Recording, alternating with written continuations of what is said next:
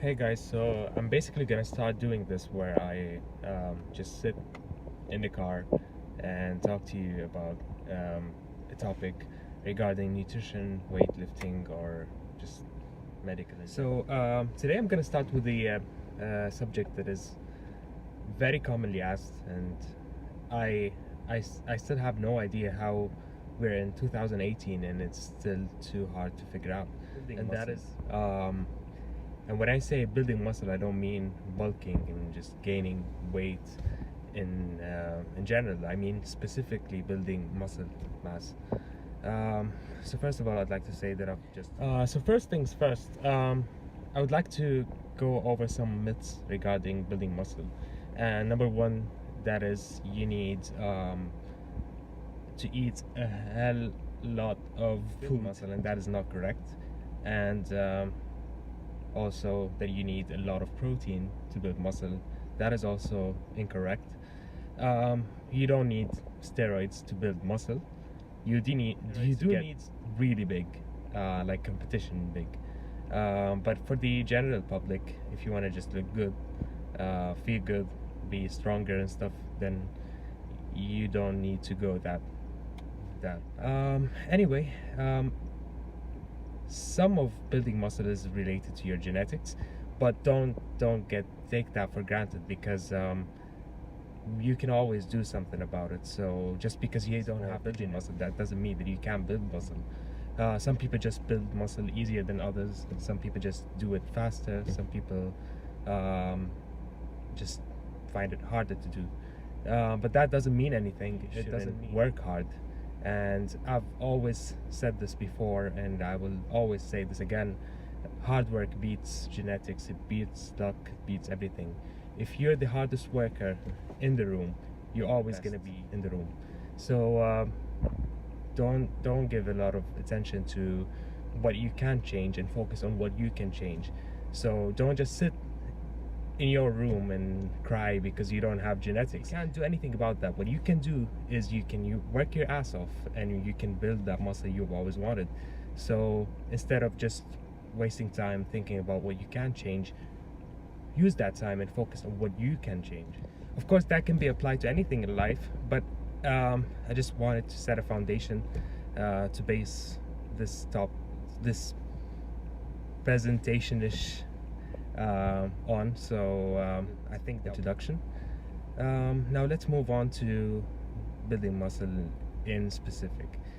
Now it is dependent on a few things, and that is in general for everyone. So building muscle is dependent on training hard, eating in a caloric and protein surplus, getting enough rest. See, it's as simple as and this. I wouldn't say 80%, 20%. I would say 33.3333% for each, because all of these points are very, very important to building muscle. Now, there are many other factors that play a role in building muscles, and what I mean by that is you need to eat more calories than your body burns a day to be able to store energy. That's how your body works. Your body uses calories as fuel. And what I mean by that is you need to eat more calories than your body burns a day to be able to store energy. That's how your body works. Your body uses calories as fuel. So it needs a certain amount just to maintain your weight, and that is to keep your weight the same as it is, while doing all the other functions that your body does, like digestion, all that stuff. So that amount you can calculate using any online calculator. You just go on Google and type in online calorie calculator, measure your BMR, which is your basal metabolic rate, which means the amount of calories you burn if you were just to sit at rest doing nothing the whole day. And on top of that, you add the amount that you burn from your activity, and you get the total amount that you burn a day. So eating in a caloric surplus means that you eat on more calories than that number, and on top of it, eating in a means that you eat more protein that you need to maintain your muscle mass. Now, in general, that number is 2 grams of protein per kilogram of body weight. Of course, depends more on lean body mass, and some papers say 1.6 to 1.8.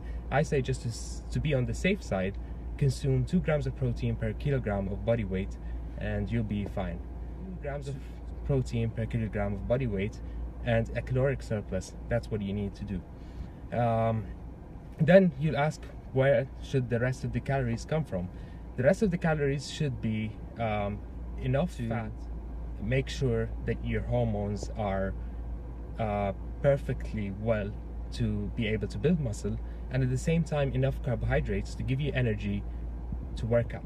So fat is responsible for hormone health, like testosterone, growth hormone, keeping cortisol low, and all that stuff. And all of these are very, very, very important for building muscle. Carbohydrates are the body's main source of fuel. So consuming enough carbohydrates mean that you are more likely to get more energy to be able to work out harder and build more muscle.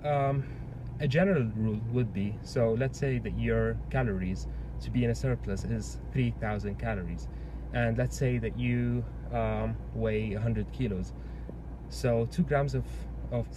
So a general rule would be, so let's say that your calories to be in a surplus is 3,000 calories, and let's say that you weigh 100 kilos, so 2 grams of protein, that's 200 grams of protein, and then you have another, so each gram of protein gives you 4 calories, so that's 800 calories from protein, so you have another 2,200 calories to get from fat.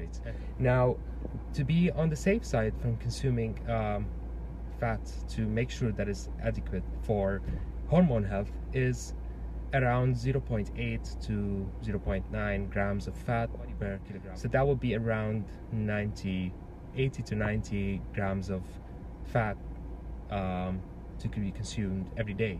And each gram of fat gives you 9 calories.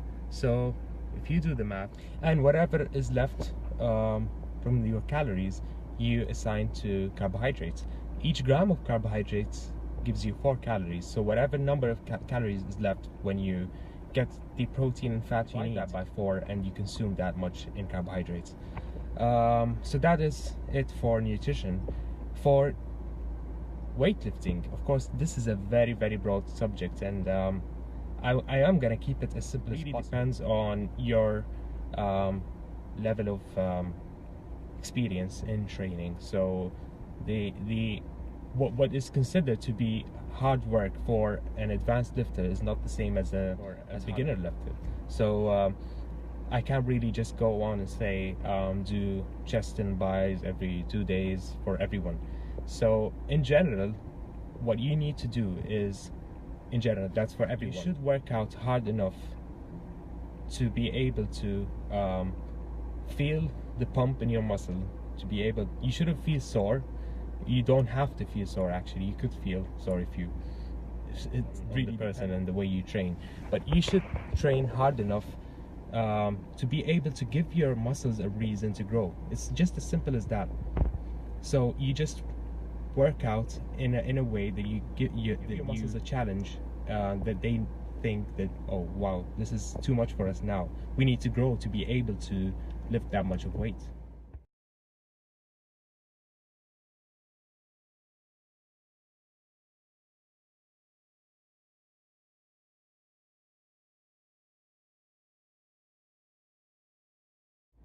It's a very simple method. If you think about it, that's exactly how your body goes through adaptation, and that's how your muscles grow. Your muscles grow because there's an increase in the challenge, and their current size and strength isn't good enough for them to undertake that challenge. So what happens is that you get stronger and you get bigger muscles. So if you just think about that for a second, that leads you to what is the most important point in building muscle, which is time under tension. You need to spend enough time you need to put in enough time under tension for the muscle to grow. It's as simple as that. Whatever you decide to do it, whatever way you decide to do it, whether you'd like to do upper body and lower body splits, or push pull one muscle a day, it really depends on how much time you have and the level of experience you have in training. So I just can't really decide which one of them is the best, because each one works better for people. Usually the more of a beginner you are, the better the compound muscle, compound exercise splits work for you.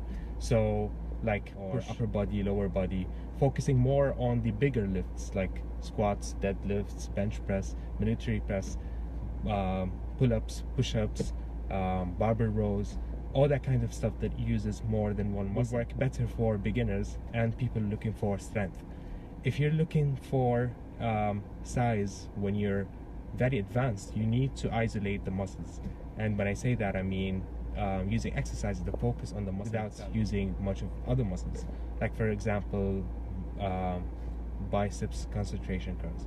You don't use many other muscles, but for example, if you do pull-ups, you're using your biceps, you're using your forearms, you're using your lats. It really depends on your level of experience in training. So what is considered to be hard work for an advanced lifter is not the same as a beginner lifter.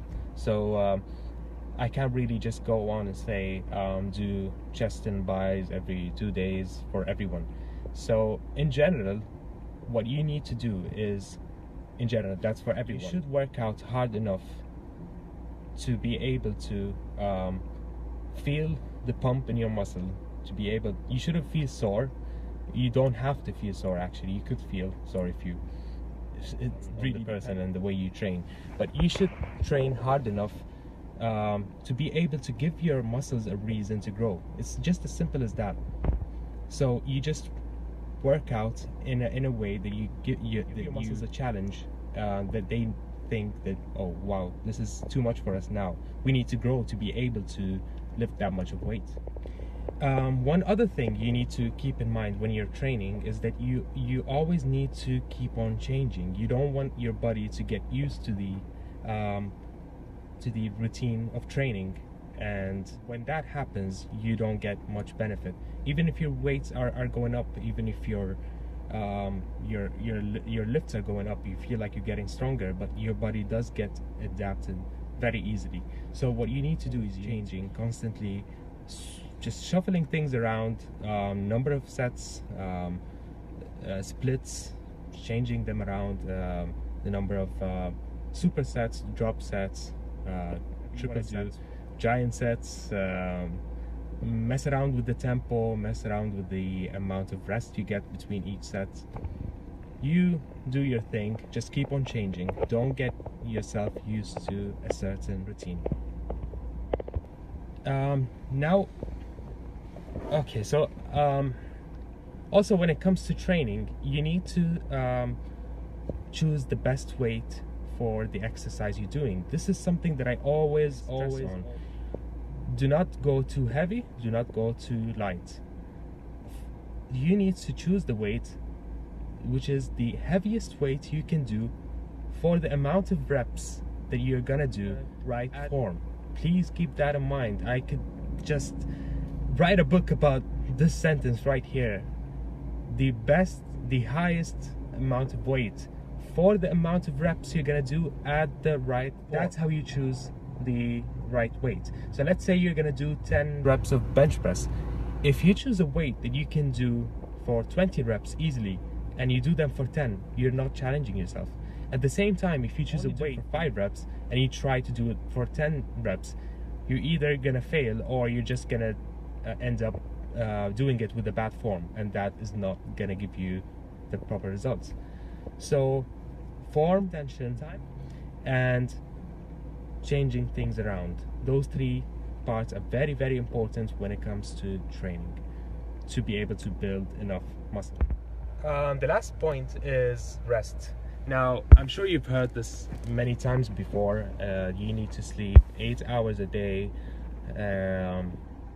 you get the point. Very correct, because most of the process of building muscle happens when you're sleeping. That's when your body produces testosterone, that's when your body produces growth hormone, that's when your cortisol levels are low. So that is your body just reconstructs itself, rebuilds whatever damage has happened during your workout. This is the time it recovers. So how many hours is a night? I would say 7 to 9 hours. It really also depends on the person and how much effort you put during your day and how tired you get and how old you are and all that stuff. You will be able to tell when you're getting enough sleep and when you're not. So sleep well. Even if you couldn't do it all in one sitting, like only sleep for say 5 hours a night, try to get another 3 or 2 during the day. So in total you need 7 to 8 hours, which is around cycles of sleep.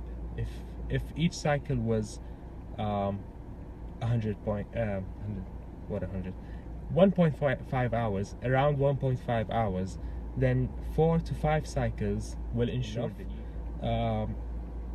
hormones released and enough rest, because there are stages of sleep, and in each stage of sleep something happens. Either you're complete rest, or you're a complete rest but your muscles are moving, or you're in a deep sleep. And deep sleep is where the hormones get to a peak level. So that's what you need to focus on. So 7 to 9 hours. If you couldn't do them once, do them once at night and an nap during the day.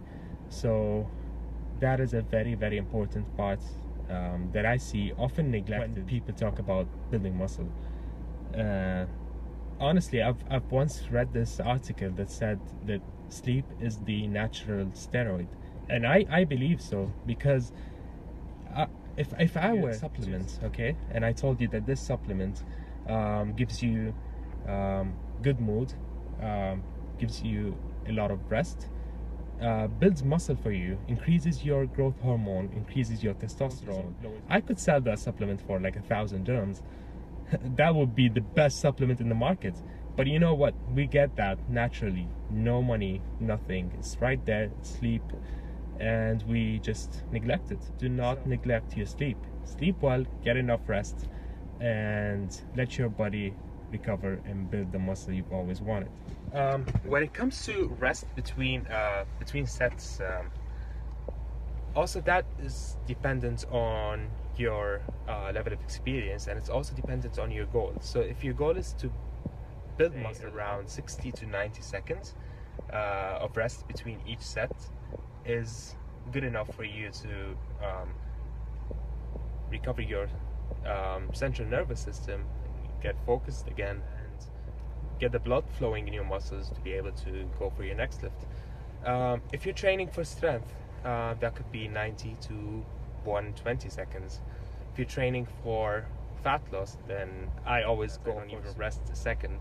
But if you want to, then you can go for 45 to 60 seconds. But usually there's no general rule for how much you rest between your sets. Also rest a little bit more between exercises than what I do between sets, if the exercises are for the same muscle group. That's just what works for me.